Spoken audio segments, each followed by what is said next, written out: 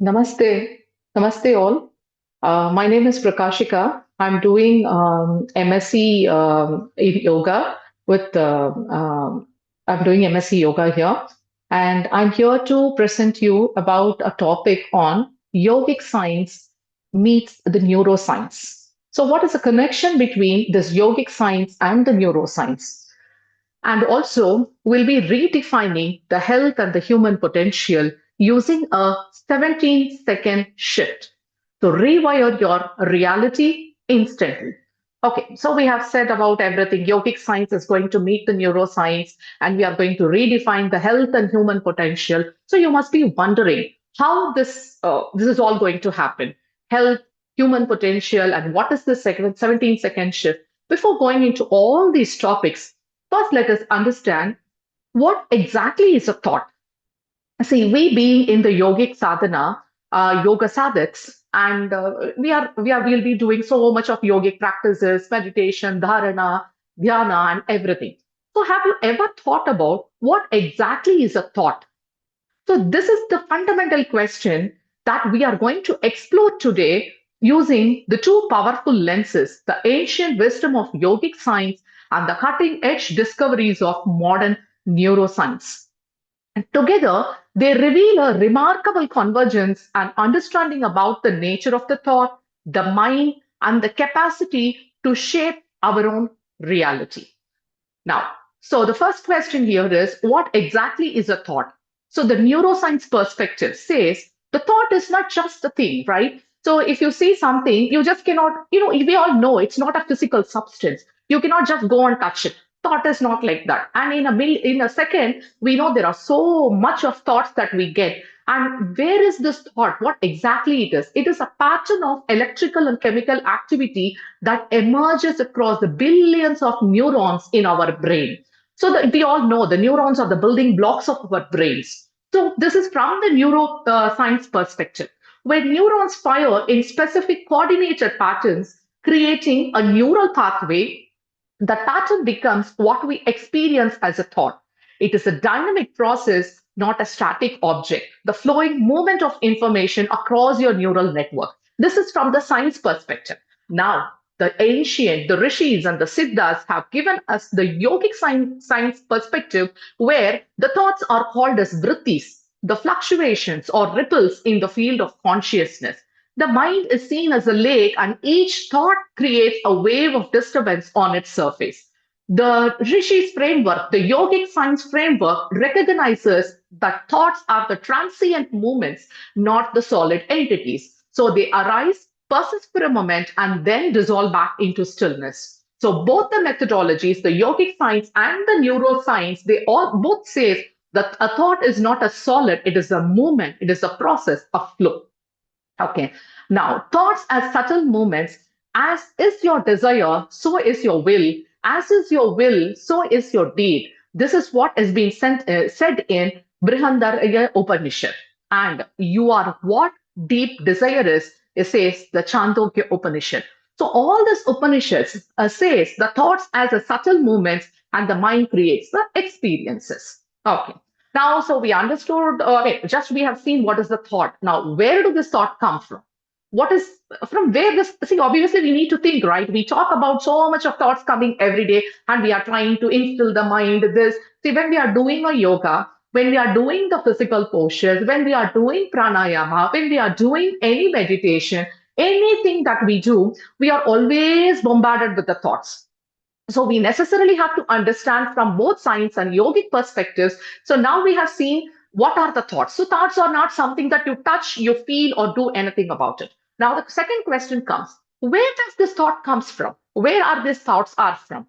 So the thoughts are from the past experiences stored in the neural network provide the building blocks for the new thoughts. Okay, this is not what I'm saying. This is the science that says it is all stored in the neural network.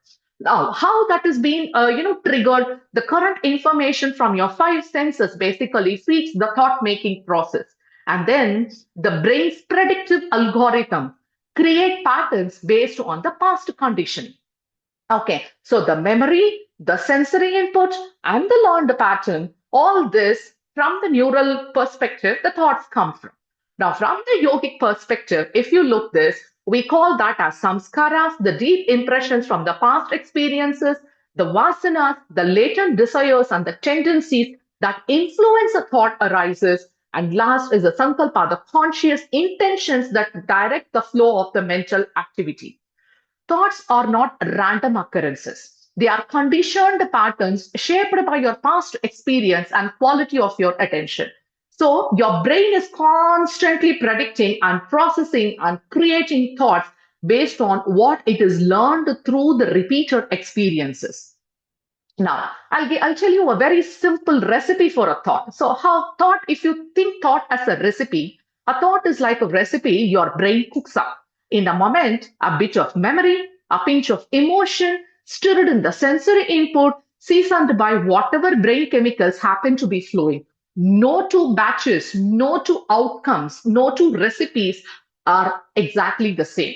So I said, right? So the ingredients, the things that are needed to create this thoughts are sensory input. That is nothing but our jnanendriyas, the memories, the smritis, the emotions, the bhavas, the neurochemicals. That is a final seasoning that happens from the scientific perspective. And that is what we call that as chandhas, prana, and vritti. So your brain's chemical environment like dopamine for motivation and all those things. So this is all is a combination where your thought comes in. Okay, so now what is mind? To understand thoughts, first we should understand what do we mean by mind. Neuroscience and yogic science offer complementary perspective on this. See, from the neuroscience perspective, if you look in, the brain can be seen as a hardware, a physical structure composed of billions of neurons.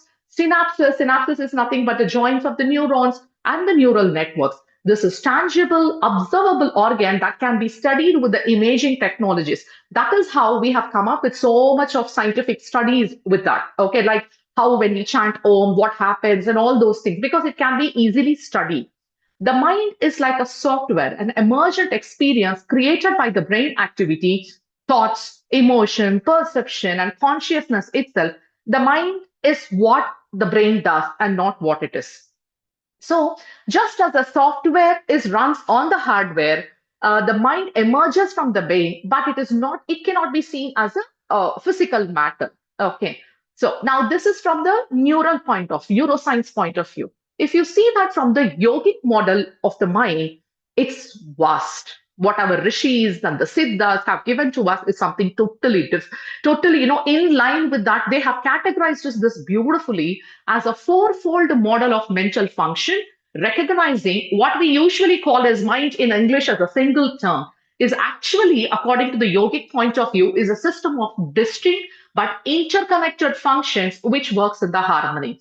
So first we call it out as manas, the processing, the doubting mind that receives and sorts sensory information, the buddhi, the intellect, the discriminating intelligence that makes decisions and judgments. Then the chitta, that is a place that is nothing but the storehouse of the memory and impression that shapes the future responses. And that is all is combined with a single identity of ahankara, which means it is personalizing the experience of every individual. That is why when we discussed before, we said no to the recipe of the thought is similar. It is totally a different. Okay, so now we said a thought. Okay, we know what is a thought. It is not a physical substance. And the thought, why the thought, from where the thought arises, we know from the neural point of view, from our memory and all those things. And from the yogic point of view, we know. So now, why are we discussing it in this, towards this Yoga Day platform? Why are we doing this? Is because why this thought matters. See, the thoughts shapes the emotions. Emotions drive actions. Actions create reality. That is, the gist of the thoughts. Okay. So the neuroscience has discovered that your brain literally rewires itself based on the repeated thoughts. This phenomenon is called as neuroplasticity. Every time you think a thought, you strengthen the neural pathways associated with the thought, making it easier to think the same thought again in the future. Okay. So when you realize it or not, you're constantly, see, most of the things happen to us without our realization. So when we realize it or not, we are constantly programming our brain and shaping our reality through the quality of the thoughts. The question is not whether you are programming yourself, but what exactly you are programming. Now, why this is important? See, the yoga is being recognized, and there are so much of yoga therapy that is happening, and more people are coming into this.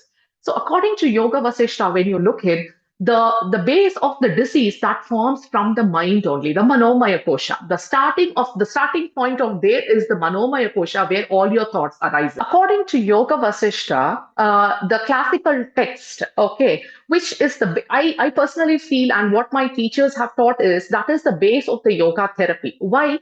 Because the yoga is not only about the physical postures or anything. It is a combination. It is a union. There are so many concepts that is associated with that. So according to Yoga Vasishta, the disease or the so-called disease, whatever the disorder or the disease that gets manifested in the physical body has not happened in just one day. So the disease, the Adi Vyadi, that starts in the mind first. So how does it starts in the mind? So first it starts in the mind through the thoughts, and then it moves to your pranamaya kosha, where your breath is affected, and then from the breath it moves to the physical body. Think from the chain how it moves. So the base of the disease starts from the place called from your thought. So that is where in yoga therapy we just don't give a physical postures or anything. That also matters a lot. Along with that, we recommend pranayama, we recommend the meditation or the things that is associated with your mind also. So when we talk about it is more about the thought. Okay, the neuroplasticity, the science of mental sculpting, they'll say. Okay, see what happens basically is thought, it comes, then it becomes a vibration. There is a beautiful concept that is being told by the rishis and Siddharth, and also that is being proved by the neuroscientists also. Okay, from the thought, the inner vibration that will be there. Okay, the moment the thought comes, then it goes into us. So now we should think how the thought becomes, how that gets imprinted or moves to the subconscious mind. Once the thought comes, if it is a good thought, and if you keep concentrating on that thought for 17 seconds, okay, if you see that it is only for 17 seconds, after that, immediately that becomes an intention, automatic. See, you don't have to do anything. You think a thought, okay, now I want to go there. Okay, now within 17, after 17th second, that becomes a sankalpa. So now that sankalpa becomes a karma.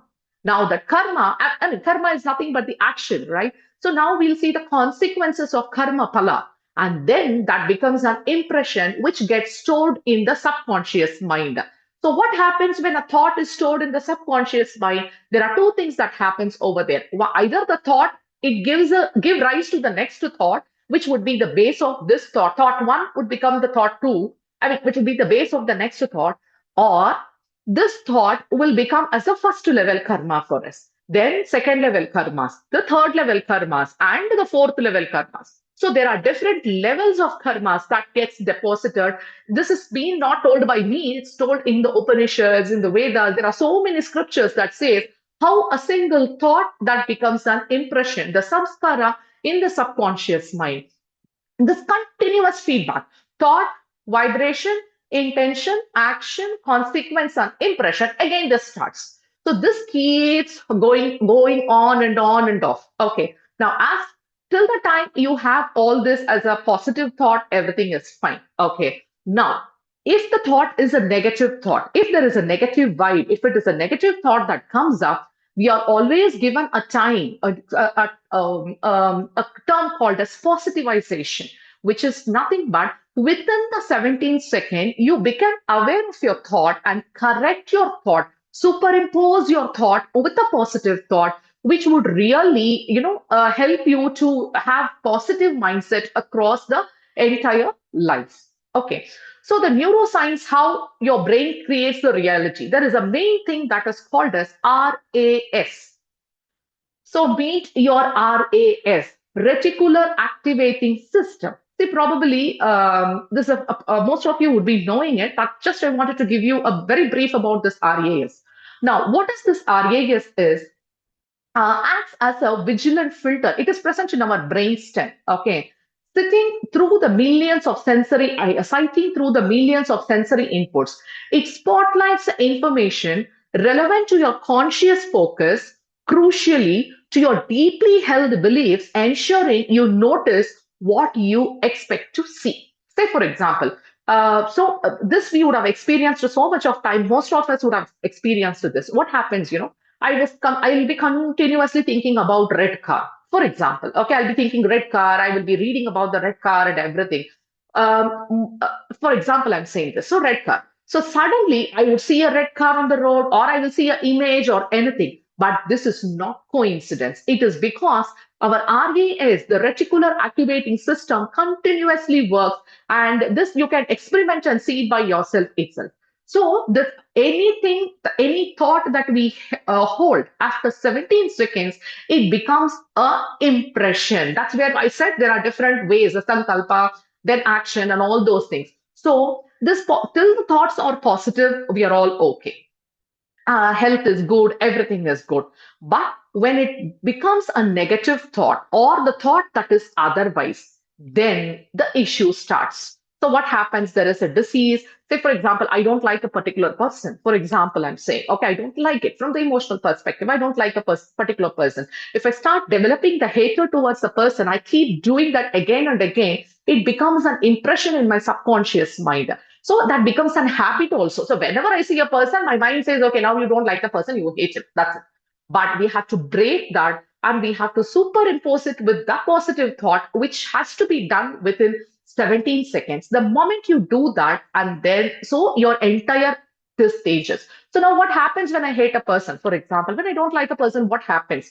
See, the first thing is when you have from the emotional perspectives and so much of text, and there are different alternative medicine system, which all says when you have more of hatred, that you will be ending up in diseases called diabetes or something related with the gut, and all these things happens. So it is always important that every thought, remember, every thought has a value. It will have your physical health, mental power, and other things all will have. Okay. So the four fundamental powers of thought is thought gives health, shapes your physical and mental being. See, when you do an asana, when you do a posture, you just don't think that as a posture. You just stand in asana, any asana, that is what you are going to do it. From the therapeutical point of view, if you're going to do an asana, you stand in the asana, you understand, you see what is happening to you. It's not just moving your body. You understand what is the mechanism that is happening at the background, and then do the posture with awareness. Awareness is nothing but you exactly living in the present now. Okay.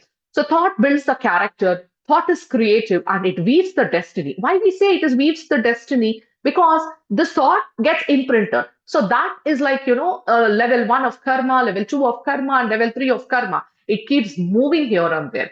So now here comes our 17 seconds, the turning point.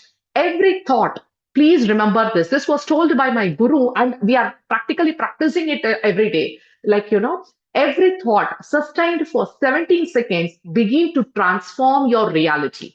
So any positive thought that becomes your reality, we are very happy.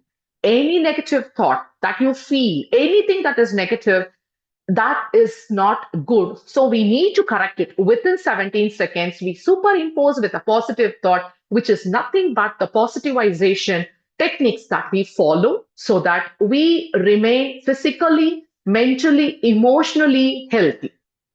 Okay, so the first thing is acknowledge your negative patterns.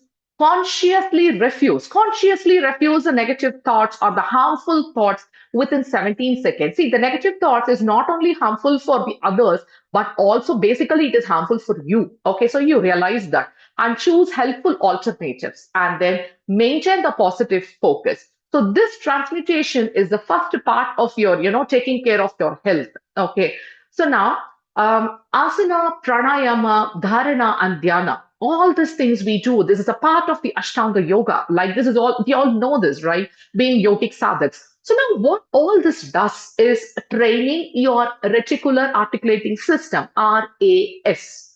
Through consistent yoga, pranayama, and meditation practice, you develop a mastery over your RAS. You remember, right? We said RAS decides your destiny. Okay, learning to consciously choose what your mind focuses on rather than being at the mercy of the unconscious patterns. Unconsciously, let us not do that. And maintaining a mindful awareness during the physical postures builds the mental muscle of intentional focus. Now, obviously, we all know what is pranayama, right? Focusing on breath. It's not just close your eyes, keep a mudra, you inhale and exhale. No, focusing on breath during breathing exercises strengthen your ability to consciously direct the mental focus.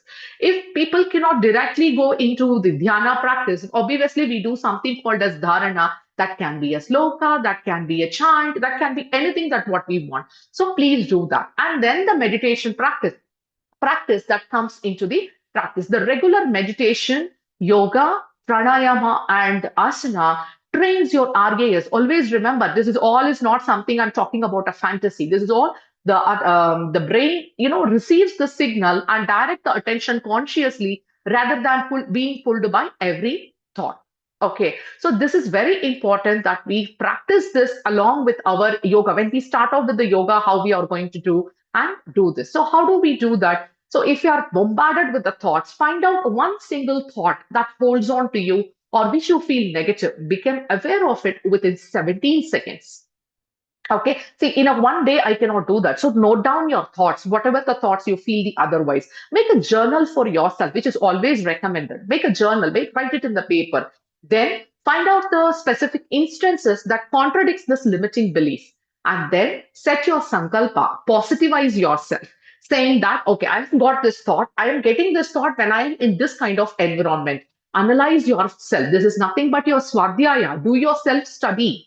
Okay, so I'm getting this thought. Okay, so now I have to correct this particular thought. Why? Because this thought is creating a disturbance in my mind. The moment my mind is disturbed, my physical body is my pranamaya kosha is disturbed, my prana is disturbed, the flow of in and out air is disturbed, and obviously my physical body also get disturbed eventually. Okay, so let us avoid that. Formulate a clear positive intention for your reality, which is nothing but your positivization. The ancient yogis understood what neuroscience is now confirming. Your thoughts create your reality. The RAS is a mechanism by which this occurs, filtering your experience based on what you focus. By consciously directing your attention and intention, that is nothing but our dharana, even just for 17 seconds, you begin the process of fundamental transformations and your new reality starts. If it is a negative thought, you always have a bandwidth to correct it within the 17 seconds. And let us have a very clear sankalpa and let us consciously hold a thought, strengthen it, and you wire it, increase the neuroplasticity. If you feel it, you will become out. You will become that. That is what is I wanted to say. And the 17 second shift generate measurable improvements across dimensions of health and performance. See, this is not, this is being published also. Scientific research increasingly validates what yogic traditions have long taught about the mind and body connection. It reduces the stress and anxiety, it reduces the increased cognitive function, enhances the resilience, and unlocking your the great human potential. Okay, so so rewiring your brain is something that you always have to think about it. And before the shift, what happens? The RAS filters for threats and problems. Default mode network reinforces because we have a negative pattern. Okay, if this has come to me, I will do this. If this is happening, I will do this. So let us that all will happen before the shift. So reactive stress responses dominate, limited perception of possibilities, automatic negative thinking loops, feeling stuck in circumstances. When you see all these symptoms of yours, you understand. When you do a yoga posture also, I have seen people, they'll say, no, no, madam, I cannot do this. Because this is because they have that negative thinking and they feel they get struck in the circumstances. Okay. So now before doing that itself, I will be able to do this posture. So, you make that affirmation within 17 seconds so that you will be able to do that very effectively. So after this practice, what happens, this RAS actively seeks opportunities. Conscious intention overrides the automatic patterns. Automatic patterns is when I see a particular asana, I will say, no, I will not be able to do it. No, this is not, no, that is what is happening. So now within 17 seconds, you correct your thoughts. 17 seconds, you think it's a very small time. We all can do that. So calibrated stress response, expanded awareness of options, and deliberate positive focus. So how do we do that? The moment the negative thought comes, superimpose with a positive thought. So then you will have that one. So the transformation, it cannot happen magical, but it is a cumulative effect of consistent. This is what Patanjali Maharishi says abhyasa. Abhyasa is nothing but the practice, and vairagya. You have to have the passion. You have to abhyasa. You practice it. The practice cannot be one day. The practice is continuous practice that he says. So that is what is required over here. That gradually reprogram your neural architecture and perceptual filters. Okay, so this is one point where all your thoughts and everything comes into the picture. Remember one thing: your thoughts are your children. Bring happiness, be happy. And this thoughts is something. When you're doing an asana, when you're doing a pranayama, when you're doing a meditation or wherever, make sure that you have positive thoughts, because the more you have positive thoughts, the you will have good health, that you can, the maximum potential, the human potential can be done. So rewire your brain. We have a bandwidth of the 17 seconds. In my guru's name is Sri Devatmananda Shambhala. So we do this as a practice. Okay, he is the one who has given us the 17 seconds. Then when we were looking into the neural science point of view, whether through 17 seconds of focused awareness, through understanding and patterns of samskaras and vasanas, and through cultivating the capacity to observe without being swept away, is the choice lies your transformation. Okay, so please, in this series of talks or whatever, in any day, start with a positive thought. The moment you get up, whenever this negative thought comes, you stop it, and then get into your daily abhyasa practice of the asanas or whatever we are doing it across, and do it. See, when it comes to therapy, especially, I have seen people, they have to have the belief that belief, that sankalpa, every time when you do it, I'm going to get cure with this, whatever my guru has taught, or whatever my teachers have taught, whatever my yoga is, whatever I'm going to get is. The first thing that you have to affirm in your mind is affirm this thought, make it positive within 17 seconds, and then rewire your brain, give your brain, a new instructions, let it all be positive, and then let us proceed. Okay, so with this, we will conclude the thing. So the only affirmation that we all have to take is, let us all be positive from all the aspects. And the divine has given a beautiful option of rewiring our thoughts, rewiring the reality within 17 seconds, which is being proved by the science also. Okay. Thank you and namaste all.